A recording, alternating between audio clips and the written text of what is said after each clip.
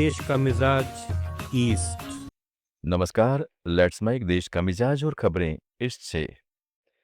निर्वाचन आयोग ने पश्चिम बंगाल के 7 अधिकारियों को तत्काल प्रभाव से निलंबित कर दिया है। आयोग ने स्पष्ट किया है कि एसआईआर शक्तियों के दुरुपयोग और चुनावी कानूनों के उल्लंघन के प्रमाण मिलने के बाद यह सख्त कदम उठाया गया है। आयोग ने राज्य के मुख्य सचिव को निर्देश दिया है कि इन अधिकारियों के खिलाफ अनुशासनात्मक कार्रवाई शुरू करें और इसकी विस्तृत रिपोर्ट आयोग को सौंपे।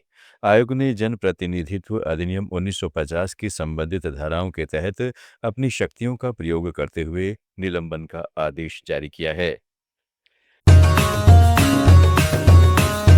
लेट्स मेक देश का मिजाज ईस्ट।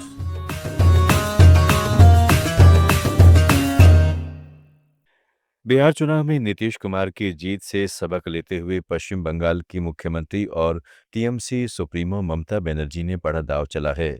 उन्होंने बंगाल में विधानसभा चुनाव से पहले बेरोजगार युवाओं को साधने के लिए युवा साथी योजना शुरू की है।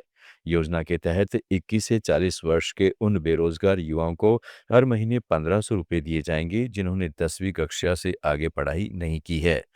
योजना की शुरुआत के पहले दिन ही राज्य भर में भारी भीड़ उमड़ पड़ी। विपक्षी भाजपा ने इसे लुभावनी चुनावी योजना बताते हुए ममता सरकार पर तीखा हमला बोला है। तृणमूल कांग्रेस ने आरोप लगाया है कि गुजरात में एक बंगाली प्रवासी महिला की मौत भाजपा शासित राज्यों में पश्चिम बंगाल के श्रमिकों के लिए बढ़ते संकट की ओर इशारा करती है। पार्टी ने इसे व्यवस्थागत विफलताओं की भयावह याद बताया है। पश्चिम बंगाल की सत्तारूढ़ पार्टी ने एक्स पर जारी एक बयान में कहा है कि पूर्वी वर्धमान जिले की निवासी और गुजरात में होटल परिचारिका के रूप में कार्यरत 38 वर्षीय सोनमोनी वैराग्य का शव वहां उनके कमरे में मिला।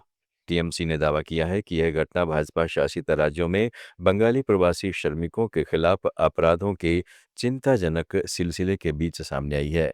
पार्टी ने महाराष्ट्र में पश्चिम बंगाल के प्रवासी सुखीन महंतो की हाल ही में हुई हत्या का भी जिक्र किया और आरोप लगाया है कि भाजपा ने उस मामले की गंभीरता को कम आंकने का प्रयास किया है। बिहार विधानसभा में आज जोरदार हंगामा हुआ। यह हंगामा विपक्ष नहीं बल्कि सत्तारूढ़ पक्ष के विधायकों ने किया।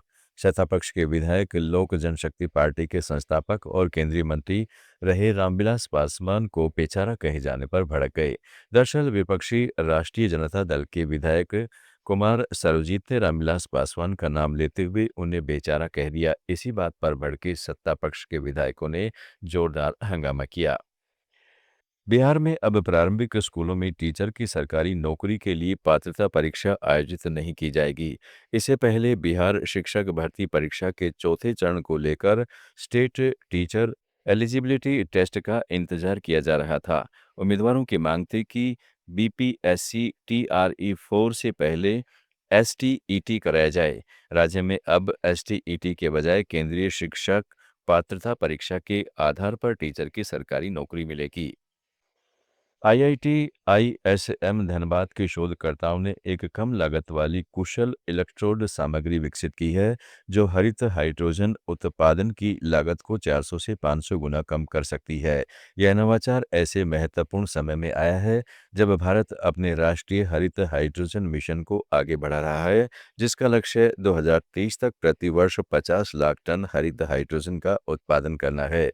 नवीकरणीय ऊर्जा का उपयोग करके जल विखंडन के माध्यम से उत्पादित हरित हाइड्रोजन को इस्पात, उर्वरक, पेट्रोलियम शोधन और रसायन जैसे उद्योगों से कार्बन उत्सर्जन को कम करने का एक प्रमुख समाधान माना जाता है। देश का मिजाज में फिलहाल इतना ही। जुड़े रहिएगा लेट्स माइक के साथ। आप सुन रहे थे let's mic more than radio. Follow कीजिए हमें हमारे सोशल मीडिया प्लेटफॉर्म्स पर।